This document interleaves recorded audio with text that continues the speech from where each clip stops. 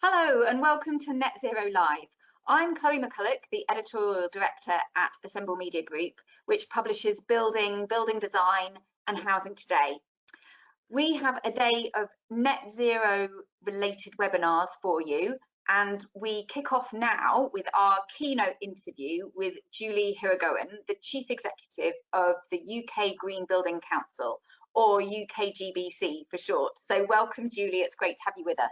Thank you. Thanks for having me. It's lovely to have you here. So I'm just going to give a bit of background for our viewers. Julie's here to talk about the UKGBC's Whole Life Carbon Roadmap. If you don't already know, this is a document that quantifies for the first time the specific emission reductions across subsectors in the built environment that will need to take place year on year to meet the 2050 deadline set by the UK government. And I think it's fair to say its central argument is that there are urgent measures and interventions that are needed to meet the interim target of, I think it's a 78% reduction in emissions by 2035. That's really not very far away. So the sense of urgency is very much there. The roadmap was published in November last year, coinciding with the COP26 climate change conference in Glasgow. So the timing was pretty good because the world at that time was very much focused on the urgency of the crisis, and construction had a significant presence at the conference. And I kind of remember at the time, speaking to industry figures, there was a real sense of momentum building around the net zero agenda, and the roadmap was very much seen as very much needed as part of the pathway to get there. So we're now 6 months on from there, and I think it'd be really interesting, Julie, to get your views at some point in our discussion around, what's happened in the intervening time, how optimistic you're feeling about it, and, next steps as you see them. But before we get to that, I think we really want to cover off the vision of the roadmap, the industry-wide actions that you see as central to achieving net zero in construction, operation, and demolition of built assets. So we're gonna really get stuck into that. Maybe before we do that, we'll just take a little bit of a personal look at just you and your background and how you came to sort of head up UKGBC, and what you're aiming to achieve in that role. If you can give us a bit of an overview. Yeah, thanks, Chloe. So yes, I've been at UKGBC for 7 years now. So I joined in 2015, and previously I've been in sustainability and real estate for 25 years. So I started my career co-founding a small sustainability consulting practice with 2 other partners.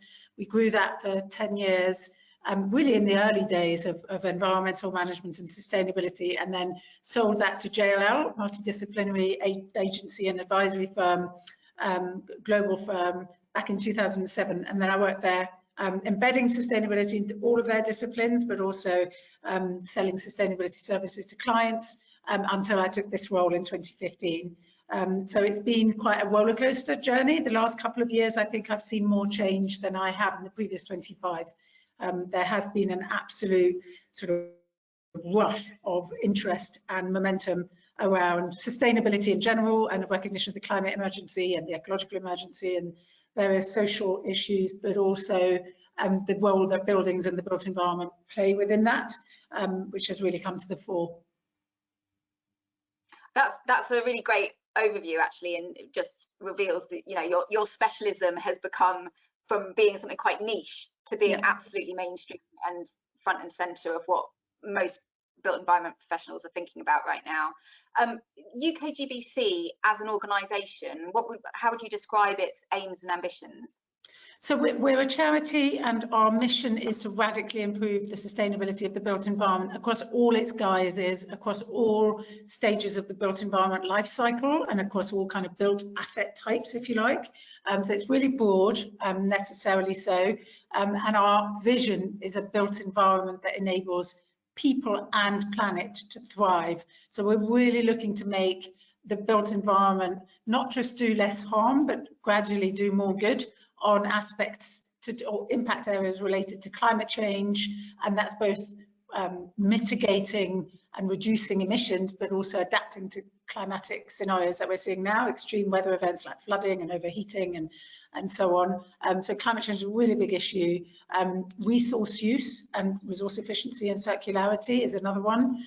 Nature and biodiversity, and increasingly actually linking that with that adaptation and resilience. So nature-based solutions are really good ways in which we can make our urban places and spaces more resilient to surface water runoff and flood risk and so on, but also heat island effect and those sorts of things. So those are all inextricably linked. And then also health and well-being of people and quality of life and sort of wider social value, socioeconomic impact areas. So we're really trying to position the industry as making a big difference against each of those. So very, very broad and ambitious in its scope and ambition. If we move to the specifics of the roadmap, then, it's a really big piece of work. I looked at the number of pages. I think it, with all the sections, kind of goes over 100 pages. And can you just describe, the process that you went through in terms of producing it, who you worked with, who was involved, how long it took? Yeah, of course. I mean, I won't be able to name all the organisations because we set out to make this a truly collaborative effort in order that it should be co-owned by all and very widely within the sector. So the whole process was delivered through a series of task groups, working groups, and we had several different working groups running at the same time, lots of different organisations on each of those, and then we had an overarching steering group sort of overseeing the whole thing, really.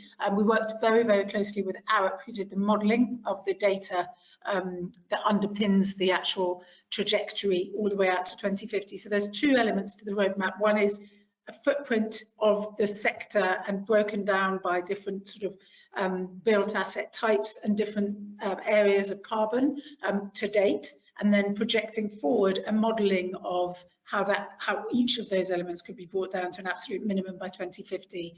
So that modelling work was done very much with Arup's input, and then the over 100 organisations sat on the different the steering group and the different working groups and task groups, and then we went out for consultation on a lot of the recommendations and findings. So really, really broad collaborative effort with many organisations involved. It was co-funded by the Laudes Foundation and the IKEA Foundation, so it was a charitable grant funded project, and actually it is one of 10 whole life carbon net zero built environment roadmaps being developed across Europe. So really good to look and compare across all of those as and when they all emerge, because we really need these trajectories nation by nation, just because of the vagaries and complexities and differences between the makeup of our built environment, but also the decarbonisation of our grids and and all sorts of other things. So it is quite a sort of country-specific exercise that needs to be done. Okay, so I guess that brings me on to a question that I had was, at a fundamental level, why, it might seem quite basic and obvious, but why is a roadmap needed? Why didn't we have one before, and why does this make the difference? Well, every single sector of the economy will need to decarbonise, we know that, and the Committee on Climate Change itself, and its kind of net zero forecasting and modelling, suggests that in order for us as a nation to get to net zero carbon as a whole economy by 2050, we'll need a residual amount of emissions that's really quite low. It's just shy of 100 megatons of CO2 per year, which basically means you need to work out what each sector's residual amount is and make sure that altogether they don't exceed that total amount. So unless we do that work sector by sector and then plug them all together, we're not going to know whether we're going to make it or not. You can't sort of just look at a whole economy level. You need to look through the prism of the different industry sectors. And so you almost need to do a roadmap for each industry sector and then add up the residual amounts. If we just had the policy that we've got in place today, and you project out what difference that would make by 2050 just for the built environment sector, we would reduce emissions by about 60%, but no more. So we'd be way in excess of the total economy residual emissions that you know, the Committee on Climate Change says that we can realistically sort of neutralise, as it were. So it demonstrates that we need to do that modelling, and then we need to point to the areas of carbon that most urgently need to be taken out within the particulars of or characteristics of that particular sector. Okay, so that brings us then to the bits of the roadmap that you think are the key areas to focus on. And I know the roadmap is sort of huge in detail, but if you were to pick a couple of things to focus on, what would those be? Yeah, I mean, there are three key areas, I suppose, because of the way in which we kind of analyse the data. We look at operational carbon, which is the energy, the carbon associated with the energy that's used within the buildings or the assets whilst they're in operation. And then there's the whole life or embodied carbon, which is effectively the carbon associated with the manufacture, transportation, and so on of the goods and construction and maintenance of those built assets. And we break that up between residential buildings, all other types of buildings, so commercial and public sector and hospitals and and so on, but we lump that all together, and then we look at infrastructure as well, and particularly from a kind of embodied carbon, the infrastructure is really important. So the areas to be the key kind of recommendations and emerging themes kind of mirror some of that. Probably the two single biggest challenges that we face are the retrofitting of our existing homes, which is a really big part of the pie, and also the embodied carbon. So if you just take the embodied carbon alone, the footprinting today suggests that alone represents 25% of the total built environment footprint now. By 2035, for example, when we'll have continue to drive down our operational carbon emissions, that will be up to much higher levels, more like half of the total footprint of the built environment. So it becomes more and more significant as you drive down the operational in a relative sense. And at the moment, for example, that is entirely unregulated. We have some local authorities, let's say London and GLA, that are requiring whole life carbon assessments for major developments, but not yet setting targets for minimum thresholds that they should meet, and nationally our building regs don't address embodied. So that's a good example of a really critical area. But residential emissions as well. As we know, we've got some of the leakiest homes in Europe, and right now that is a really live kind of crisis, as you know, with the energy crisis and the cost of living crisis and so on. So those are two good examples of really big challenges. And some of the other areas include, moving away from measuring our performance against kind of these theoretical ratings like energy performance certificates, and actually moving to much more energy performance in use type targets and standards, because there's a huge gap between the two, and often known as the performance gap, or the difference between how you design a building and how you think it's going to perform and how it performs in reality when people are in it and it's in use can be really significant.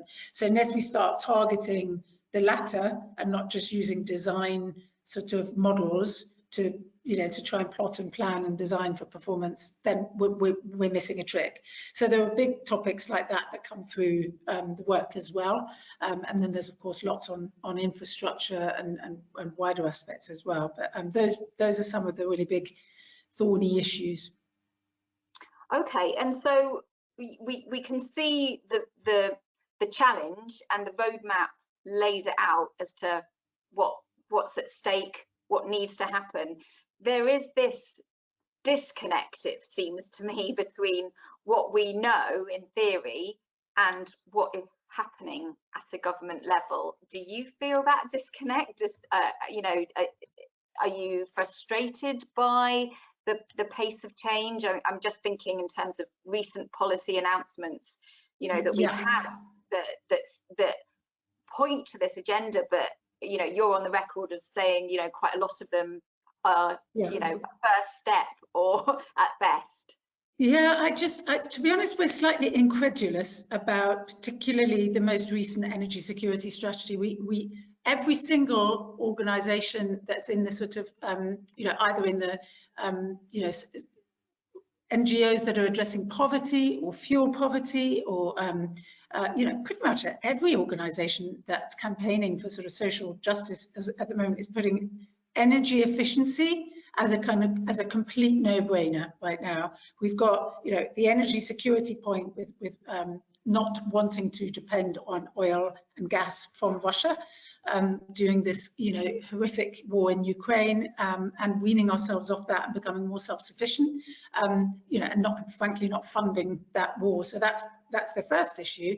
The second is we've got rising costs of pretty much everything, and rapidly rising costs of fuel, oil and gas, and so on. And the third point is we've got, you know, many homes that are very inefficient. Most of our homes, pretty much all of our homes, are not net zero carbon yet, and they're costing people a lot anyway. But once you ramp up those prices of oil and gas, then they become almost unaffordable to heat. So we're projecting, you know, by the time we go into the winter months, we'll be, you know, much higher levels of fuel poverty than we've even been in the past. In the past, it's sort of wavers between 10 to 15% of households. We're likely to go up to 30–35%. Now that is completely unacceptable for a first world country, and it's also, you know, it's causing people real hardship and suffering. And the easiest way to address that isn't through switching fuels or, you know, or anything like that. It's really just through improving the thermal efficiency of their homes. Since you know, David Cameron, I guess it was back in the day, you know, cutting all of the green crap, as I think it was called, you know, since that time we've seen installation measures for things like insulation drop by 70%. So the actual rate at which we are improving the efficiency of our homes has completely fallen off a cliff. And now with these looming crises, not to mention the climate crisis, of course, because you know, clearly that's an absolute massive driver. But if that's not being listened to, then at least people's quality of life, health, and, you know, ability to heat their homes should be the case in its own right to actually address that issue. And so everything points to energy efficiency and improving the energy efficiency of homes. And yet, you know, in that security strategy, we saw very little. We saw tokenistic stuff on energy efficiency and a real missed opportunity to tackle this issue. So we are incredulous. I mean, frustrated doesn't really come close. I think people are sort of, you know, are devastated and slightly tearing their hair out. You know, huge reaction, actually, very widespread reaction right across the economy from NGOs and think tanks and the media. And if you look at some of those opinion polls that are coming out, you know, that even that's really interesting, in that people, citizens, are on the other side of this. You know, there was a poll commissioned recently by the Energy and Climate Intelligence Unit, and it was covered in many of the tabloids and nationals, and, you know, it looked at people's sort of citizens' response to the Russian gas kind of you know, conundrum in its own right, and over 80% of those asked thought insulation, just insulation, was fairly or very important to reducing their gas use, and 73% thought it was important to give those households support to install more efficient, you know, heating systems, electric systems, heat pumps, and so on. And yet, you know, some of the things that have come out, like grants for heat pumps, I mean, frankly, if you can't afford your electricity and your gas, you're not going to be able to afford a heat pump. Grant or no grant, that is not what you're going to turn to. So, yeah, you can tell, you know, my frustration. It's, I think it's criminal. Actually, I think we're pushing people into poverty that really just don't need to be in that situation right now. And I don't really understand it. Yeah, and I was just thinking, you know, on another aspect of where you can see attempts to make a change. We recently saw, you and I were talking about this just before we started recording, the backbench MP Duncan Baker attempting to get a carbon emissions bill into Parliament. That was withdrawn because he was given a position within government. So I think he's at the housing department, and so no longer could put forward a bill in that capacity. But that was around this concept of having a Part Z introduction to the building regulation. So you actually regulate for whole life carbon. Do you see the withdrawal of that bill as a backward step, or do you still think we could make progress on that regulations front? Absolutely, we have to, because as our roadmap suggests, we simply aren't going to get there without it. I mean, I saw that I think that's more of a procedural point as to why that bill was, has paused, as it were, just because he's got this rolling deal, like he wasn't able to take it through to the next level. I do think that we have to urgently make progress on that point about embodied carbon, and how one sees it playing out in other jurisdictions, and it tends to actually be at a city or a state level. So interesting that we seem to be going down the same route with the GLA starting, but gradually I think we'll see it have to be enshrined in regs. You ask developers to disclose, to measure and disclose their whole life carbon assessments at the time at which it goes for planning. So I'll come back to some good examples that we're seeing at the moment where some of this is actually quite hotly debated. But so you ask for measurement and disclosure, which of course in itself is going to drive some scrutiny and attempt to reduce. But then over time you introduce minimum targets, and you sort of tighten those over time, very much like we've done and we're seeing is being done with the minimum energy efficiency standards. For private rented buildings, which ratchet up. So initially it was, it's an F, and then it's and then it gradually goes to a D or a C or a B, and you're sort of ratcheting up that level of performance. That's that. And if you give sufficient forewarning and consistent messaging to the industry, it can get itself ready, the supply chain can gear itself up, and you'll gradually it's more and more realistic to expect that to be achieved. So the same is true for that embodied carbon piece. Clearly there's a massive supply chain there, from construction products and materials through to the architects, engineers and designers, the developers themselves, the construction companies and so on. So everyone needs to be getting on behind that same sort of drumbeat of practice of getting used to it. What I think is really interesting is that we're seeing examples of kind of public opinion and even planning authorities actually turning planning applications down on the basis of some of that whole life embodied carbon, even though we haven't yet got building regulations to catch up with that. So good examples being what hotly debated at the moment is this M&S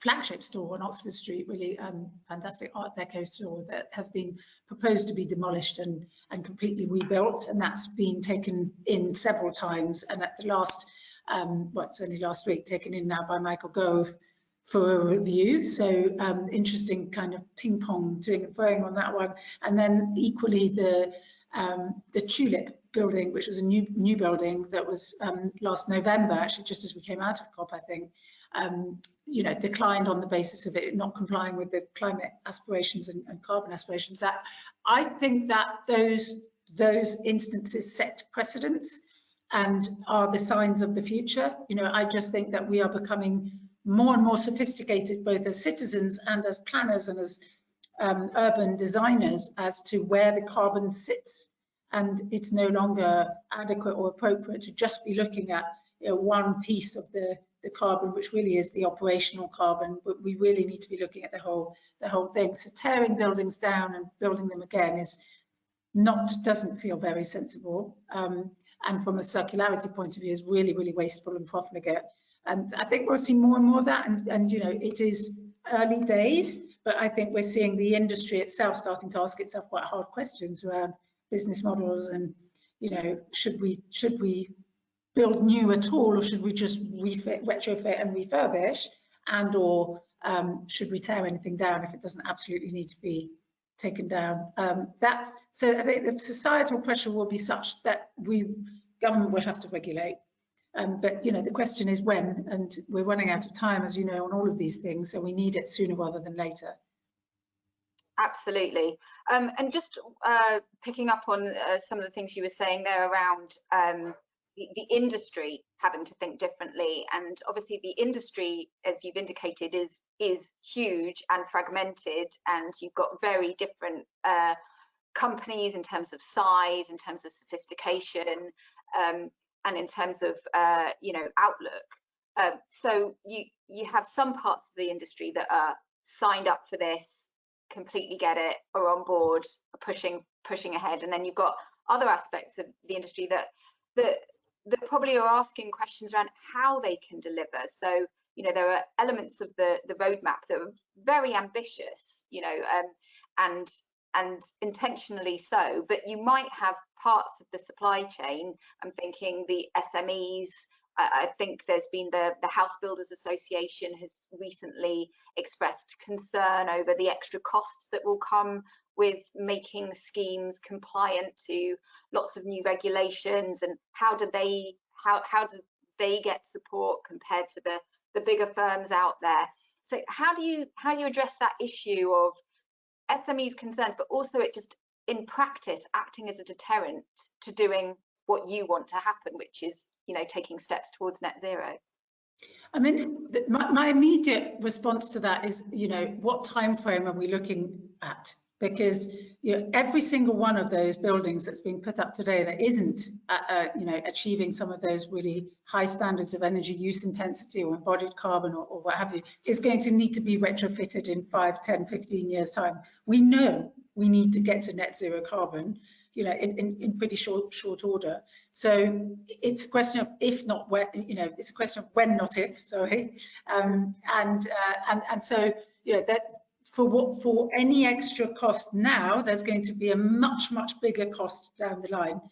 There's lots of studies, including by the Committee on Climate Change, to say, the earlier you take the action to mitigate climate change and to decarbonise, the less costly it will be. The longer we leave it, the more costly it's going to be. So we know we need to do it. If we don't take the hit soon, we're going to take a much bigger hit. So that's the first thing. The second thing is then, how are we measuring value? So, are we just looking at upfront capital cost, or are we actually looking at the whole life value? And typically, when you look at the whole life value, you're driving down the operating costs of the asset, and you're actually increasing the chances of that asset being attractive and viable in the longer term, whether that's by an investor or by a homeowner, or as a tenant or what have you. So there is a real upside to the whole life value of the asset, to actually ensuring that it meets those more aspirational and net zero type standards sooner. And then the third point, which I'd make, which you mentioned, the supply chain, is that the reason why it's potentially more costly now is because we haven't geared up to do it. The work that was done in the run up to 2016 or 2015, which is when the zero carbon homes policy was scrapped after pretty much a decade of having been on the table. Now, the benefit of that having been on the table and being, it was being targeted to be introduced in 2016, is that the supply chain did gear itself up, and the costs fell dramatically from the beginning of that decade to the end of that decade as to how to achieve that. Now, it wasn't net zero carbon as we would define it today. It was very limited to certain energy uses within the building, etc., etc. I won't get bogged down in that, but the point being that if you have sufficient clarity and certainty for really quite a significant period of time ahead. And let's face it, we're talking about assets here that take a long time to develop and that have a huge lifespan, or should do, in terms of their longevity. So there's no reason why we shouldn't and couldn't say, well, in 5 years it'll ratchet up to this, and 10, and you give that signal far ahead. The industry and the supply chain gears itself up to get ready to deliver that. And I think that's why the costs today are perhaps more punishing than we would like them to be, because we've just never had that. We've never, for example, focused on embodied. If you want to do a truly net zero carbon home, you'd have to tackle that embodied. But there's not been any regulatory incentive to date, or even signal of when that might be coming in. So no, the supply chain currently isn't equipped to deliver that well, and that's why we urgently need to signal that it's coming, you know, and when it's coming, and to stick to that and to support it to become much more mature as we evolve through, you know, through the years and decades ahead. So I think, you know, the arguments around it just costs more now, you know, are challenging without looking at all of those different dimensions of cost and value and policy and incentives and market drivers and so on. And just the last point, to your point on SMEs, I think that's a really interesting point, because actually if you only got to look at things like the Race to Zero, you know, which is the UNFCCC umbrella campaign across lots of net zero initiatives, there are thousands of SMEs joining that. Actually, surprisingly perhaps, but you know, in some ways it's easier for smaller organisations to really make some of those challenging, ambitious commitments because they have far less reach and stretch. So you know, they're jumping on board that wagon really quite quickly now. You know, whether or not that rate is as true for built environment businesses as in other sectors, I actually haven't seen that data to make that comparison. But there is nothing to suggest that SMEs won't benefit from, and indeed, you know, in essence, it's a growth strategy, the whole net zero carbon agenda. So I think, you know, without jumping on board, they're going to get left behind. Absolutely. Okay, so just to round things up, because I think we're coming close to the end of our half hour, but I just wanted to get that sense of where you think sentiment is right now. You've talked about your incredulity at some of the slowness at policy level and government level, but in terms of where the industry feels it is, you know, I don't know, did you have that sense at COP26 that feelings were riding high, and do you think the intervening 6 months has dampened that feeling, or we're pretty much where we were, the industry's going to do what it's going to do? I definitely, yeah. I mean, I think we positioned ourselves as a Race to Zero accelerator, which means we encouraged a lot of our members, all of our members, to join that, which basically means you need to halve your emissions by 2030 and achieve net zero before 2050, if at all possible.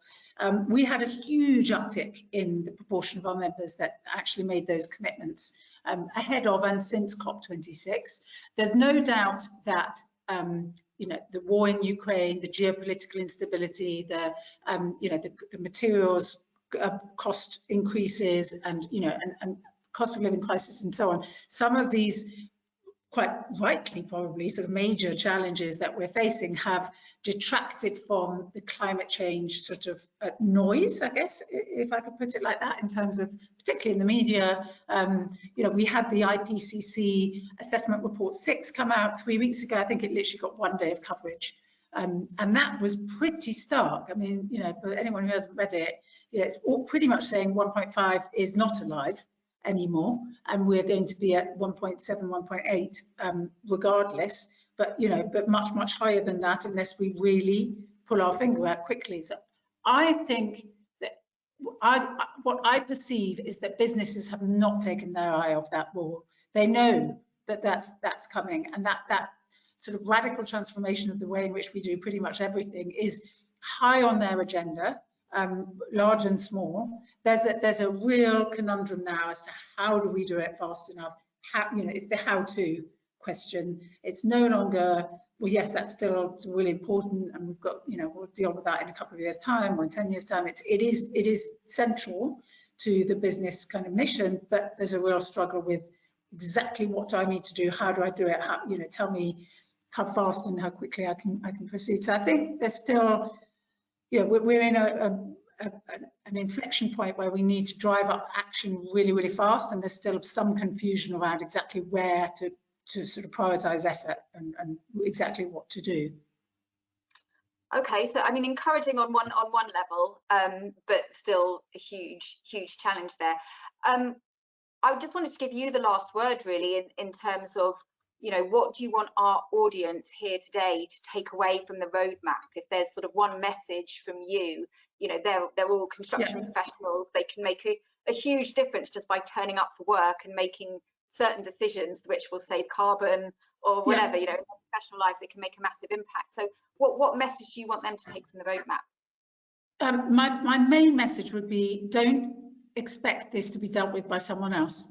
Every single organisation in the value chain and outside of the value chain of built environment, construction, property, real estate, has a role to play. We put out a whole series of stakeholder action plans as part of the roadmap outputs, ranging from valuers through to property managers, investors, contractors, and so on.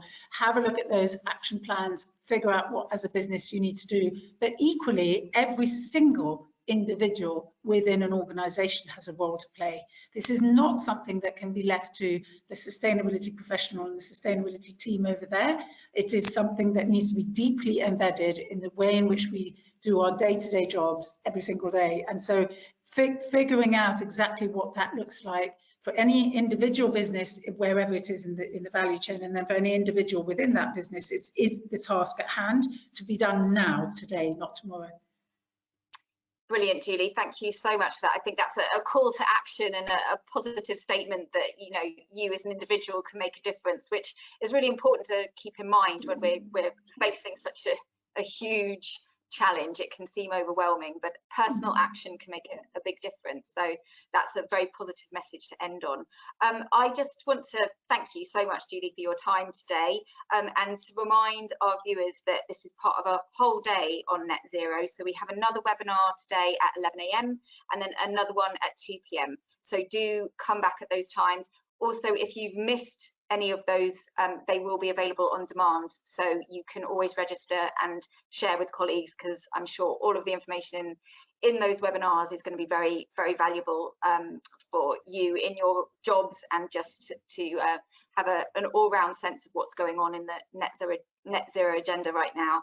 So for now, I just want to say thank you so much, Julie, for your time, and hopefully we'll get to speak to you again soon.